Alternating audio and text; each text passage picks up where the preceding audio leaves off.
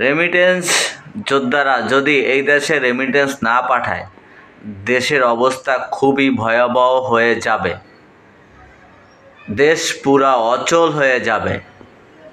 Remittance যোদ্ধাদের অভিযোগ, দাবি হচ্ছে প্রবাসীদের যথাযথ সম্মান করা হয় না। যদি কোনো প্রবাসী লাশ, কেউ যদি মারা যায়, সেই লাশ এই বাংলাদেশে কেউ আনতে চায় না। প্রবাসীদের জিনিসপত্র, লাকেশ, মালামাল সেগুলো চুরি হয়। প্রবাসীরা এয়ারপোর্টে হেনস্থা হয়। প্রবাসীদের একটা কার্ড করে দেওয়া হোক, যাতে তার বউ বাচ্চা মা বাবা সেই কার্ড থেকে কিছুটা হলেও সরকারের কাছ থেকে সুবিধা পাবে।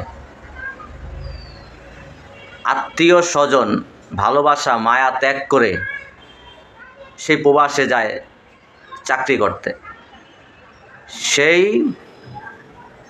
চাকরি করা টাকা ব্যাংকের মাধ্যমে পাঠায়, আর আমাদের বাংলাদেশে রেমিটেন্স পায়।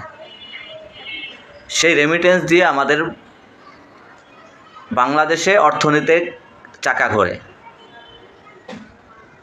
তো প্রবাসীরা সেই সম্মানটুকু কেন পাবে না? প্রবাসীরা এখন সবাই এক হয়েছে, তারা কেউই রেমিটেন্স দিবে না, মানে এই বাংলাদেশে কেউ রেমিটেন্স পাঠাবে না। এখন যদি তারা রেমিটেন্স না পাঠায়, হুডির মাধ্যমে পাঠায়, তাহলে তো আমাদের ক্ষতি, জনগণের ক্ষতি, সরকারের ক্ষতি, দেশের ক্ষতি। এই ক্ষতিটা কারা করতেছে? নিজেরাই করতেছে। প্রবাসী ভাইদের যদি যথাযথভাবে সম্মান করত, তাহলে কিন্তু তারা এই কাজগুলো করতে পারতো না। প্রবাসী ভাইরা নাকি বকলম, অশিক্ষিত, এরকম যদি কেউ বলে, তাহলে কি কোনো প্রবাসীর মাথা ঠিক থাকে?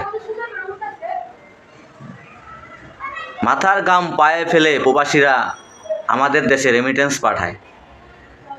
তাদের কষ্ট দুঃখ যদি আমাদের দেশের সরকার না বুঝে, তাহলে কী বা বুঝবে তাদের দুঃখ? প্রবাসী ভাইদেরকে এমন একটা কাট করে দেওয়া হোক, যাতে প্রবাসী ভাইরা কিছুটা হলেও সুযোগ সুবিধা পাক, তারা একটু হলেও ভালো থাকুক। তারাও তো আমাদের দেশের জন্য গর্ব, তারাও তো আমাদের দেশের জন্য অনেক কিছু করে। প্রবাসী ভাইরা যদি সম্মান না পায়, তাহলে কারা পাবে?